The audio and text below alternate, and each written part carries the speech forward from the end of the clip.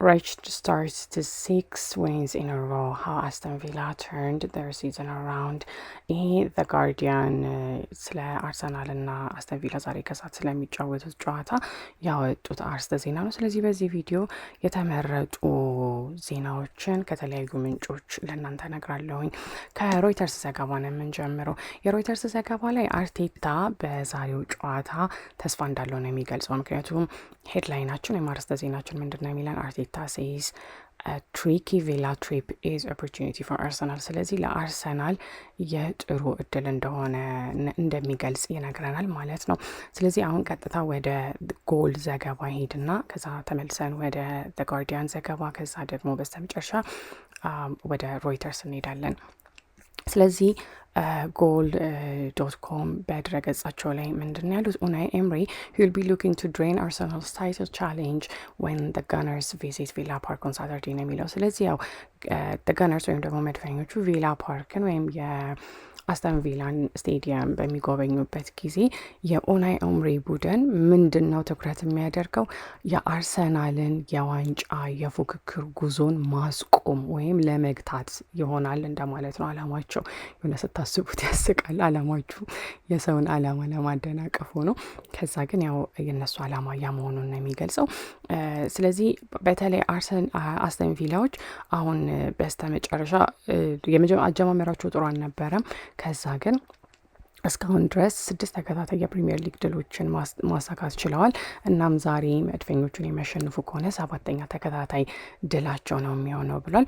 እሱ ብቻ ሳይሆን አሁን በደረጃ ሰንጠረዡ ላይ አስተን ቪላዎች 4ኛ ደረጃ ላይ ነው የሚገኙት።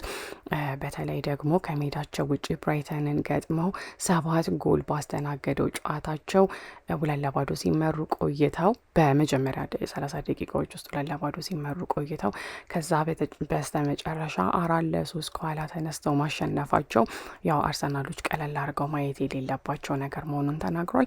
እሱ ብቻ ሳይሆን ጎል ዶት ኮም የተጻፈው አርቲክል ምን እንደሚለን አስተን ቪላስ ኤክሰለንት ሆም ሬኮርድ ዊል ክላሽ ዊዝ አርሰናልስ ሱፐርብ አዌይ ሬኮርድ ነው የሚለው። ስለዚህ አስተን ቪላዎች በሜዳቸው አርሰናልን ያው ነጥብ በማስጣል በጣም የታወቁ ሆኗል። እኔ የዛሬ 2 ዓመት ይመስለኛል 2-0 አርሰናልን አሸንፈው ህዝቡን ሲያቃጥሉት የነበረ ጊዜና እሱ በጣም የሚያናድድ ጨዋታ ነበረ። እሱ እንዳለ ሆኖ የነሱ በሜዳቸው አርሰናልን የማስተናገዳቸው ሬከርድ እንዳለ ወይም እሱ ታሪክ እንዳለ ሆኖ አርሰናሎች ደግሞ በዘንድሮው የውድድር ዓመት ከሜዳቸው ውጭ ያላቸውንም አቋም መርሳት እንደሌለብን ነው የሚናገረው። ስለዚህ ያው ሁለቱም ቡድኖች ሮብ ዕለት ጨዋታ ስለነበራቸው ዊዝ ታየርድ ሌግስ በደከሙ እግሮች ነው እርስ በርስ የሚጋጠሙት በማለት ነው የሚነግረን ማለት ነው። እናም ምንድነው ከዛ በተጨማሪ የተናገሩት ነገር the bees ነው ያለው። ንቦቹ they were largely ineffective against the rotated Arsenal defense as well። ስለዚህ አርሰናል ያው ተጫዋቾቹን ሮቴት እያደረገ ወይም ደግሞ እየቀያየረ ነው እየተጠቀመ ያለው። እነሱ ግን እስካሁን ድረስ ውጤታማ አልነበሩም በማለት ነው የተናገረው። ስለዚህ ከዛ ቀጥሎ ይህ ጽሁፍ ምንድነው የሚነግረን ቁልፍ የሚባሉ ትዕይንቶች ልናይ እንችላለን ወይም ደግሞ ፉክክሮች ማቻፕስ በማለት ነው የገለጸው። ስለዚህ ለምሳሌ ሞርጋን ሮጀርስ ከዴክላን ራይስ። ስለዚህ የዴክላን ራይስ ዋናው ስራ ምንድነው የሚሆነው ዛሬ ከሰዓት ሞርጋን ሮጀርስን ማስቆም ነው በማለት ነው የተናገረው። ስለዚህ በተለይ ራይስ will be alert to his darting runs and camp himself on the edges of boxes to provide a clinical performance። ስለዚህ በሁለቱም ፔናልቲ ቦክሶች ኤሪያ በመከላከሉ ሄዶ ያግዛል። እንግዲህ አንደርስት እንዳደረኩት ከዛ በኋላ በአርሰናልም ጋር ሄዶ እዛ ስራውን እንደሚሰራ ነው የሚገልጸው። እናም ስለዚህ ዋናው ስራ ግን ያው ሮጀርስ የአስተን ቪላ የፊት መስመር ተጫዋች እሱ ጥሩ አቋም ላይ የሚባል አይደለም። ነገር ግን ጨዋታው ሊጠናቀቅ አካባቢ ባሉ ፋይናል ተርድ የሚባሉት የጨዋታው ደቂቃዎች ላይ እሱ ከሱ የሚጠበቀውን ነገር በሙሉ እያደረገ መሆኑን ተናግሯል። ከዛ በተጨማሪ ደግሞ ሉካስ ይባላል ላስት ኔሙን በደንብ ፕሮናውንስ ያደረግኩት አይመስለኝም። እሱና እሱ ቨርሰስ ቡካዮ ሳካ ነው ያለው። ስለዚህ ያው ቡካዮ ሳካ ከማርክ ኩኩሬያን ራሱ ፌስ አድርጎ ወይም እሱን ተጋፍጦ ራሱ ጥሩ የሚባል ኳስ ነው አሲስት ያደረገው በማለት ተናግሯል። ስለዚህ እንግሊዛዊው የክንፍ መስመር ተጫዋች ቡካዮ ሳካ እሱን መቼም ጸጥ ማስባል አይቻልም፣ ያንን ደግሞ ዲኝ ያውቀዋል በማለት ነው የተናገረው። ስለዚህ የፉል ባክ ግን ያው በዚህ የውድድር አመት በተለይ ጥሩ አስተዋጽኦ እያደረገ ቡድኑ ላይ እንደሆነ ተናግሯል። ስለዚህ ቅዳሜ ዛሬ ከሰዓት የምናየው ነገር ነው የሚሆነው። እናም በተቻለው አቅም ሳካ ከኋላው መጥቶ አልፎት እንዳይሄድ ጥረት ያደርጋል በማለት ነው የተናገሩት። ከዛ በተጨማሪ ኦሊ ዋትኪንስ እና ፔሮ ሂንካፔን ያወራው። ስለዚህ ያው ዋትኪንስ በተለይ ለሴንተር ባኮች ህይወታቸውን ከባድ ማድረግን ደስ ይለዋል በማለት ነው ይህ አርቲክል እያወራለን ያለው።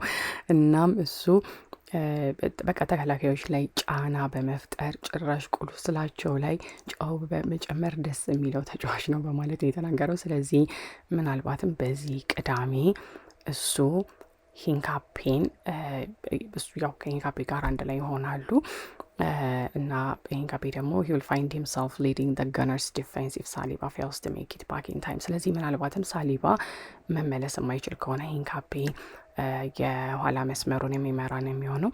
ከሱ ጋር አንድ ላይ ጁሪያን ቲምበር አብሮት እንደሚሆን የተናገረው። ስለዚህ የዚህ ጨዋታ ፕሬዲክሽን ምንድን ነው? ያው አስተን ቪላዎች ሾክ ሆነውባቸዋል ነው ያለው። አስተን ቪላ have been a thorn in Arsenal's path recently። በቃ የአርሰናል መንገድ ላይ አስተን ቪላዎች ሾክ ነው የሆኑባቸው። በኡናይ ኤምሪ አመራር ስር ደግሞ የአርሰናልን የዋንጫ ጉዞ በመግታት ኩራት ይሰማቸዋል በማለት ነው የተናገረው። ስለዚህ የአርሰናል የአጨዋወት ስልት የነሱ ጥንካሬ ከአርሰናል ድክመት ጋር አንድ ላይ የሚያያዝ ነገር ነው እና ምናልባትም በዛሬው ጨዋታ ላይ አርሰናሎች ዋና የተከላካይ ተጫዋቾቻቸውን ስላጡ ወይም ደግሞ ዋና እነ ሳሊባ ስለማይኖሩ ከዛ በተጨማሪ ደግሞ ጨዋታው በአስተን ቪላ ሜዳ ስለሚካሄድ ያው በሜዳቸው በደጋፊዎቻቸው ፊት ስለሚሆን ይሄ ምናልባትም ለአርሰናል ነጥብ አግይዞ ለመውጣት ከባድ ሊሆን ይችላል በማለት የገለጸው ጎል.com። ከዛ ግን ወደ አርቴታ ሀሳብ ስንመጣ አርቴታ ቅድም እንደነገርኳችሁ በዚህ ጨዋታ ላይ ተስፋ እንዳለው ነው የገለጸው። ከዛ በተጨማሪ ያው እዚህ ጋር ሲገልጹትም ማለት ነው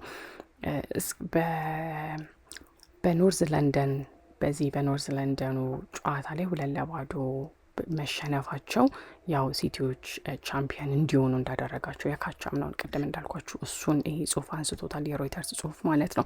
ስለዚህ አርቴታ ምንድን ያለው ዌል እንግዲህ for what they've been doing እስካሁን ሲያደርጉት ለነበረው ነገር the way they've been playing and winning this matches በቃ እስካሁን ያላቸው አጨዋወት ስልት እና ጨዋታዎችን የሚያሸንፉባቸው መንገድ certainly it's a team that's in great form and we know that ያው ይሄ ጥሩ አቋም ላይ ያለ ቡድን መሆኑን እናውቃለን በእርግጠኛነት በማለት ነው የተናገረው። we know obviously the manager and the incredible job he's done there as well። ስለዚህ አሰልጣኙን በደንብ እናውቀዋለን።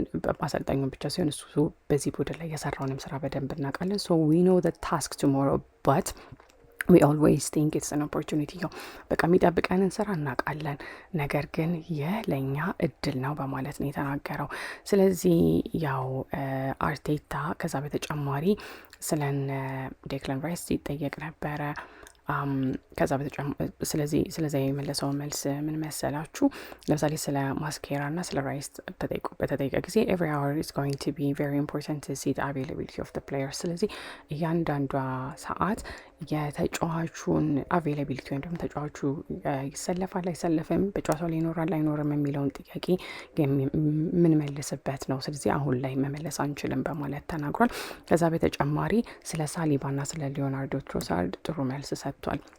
it's a matter of days with these two for sure በማለት ነው የተናገረው። የቀን ጉዳይ ነው ማለት በቅርቡ ይመለሳሉ እንደማለት ነው።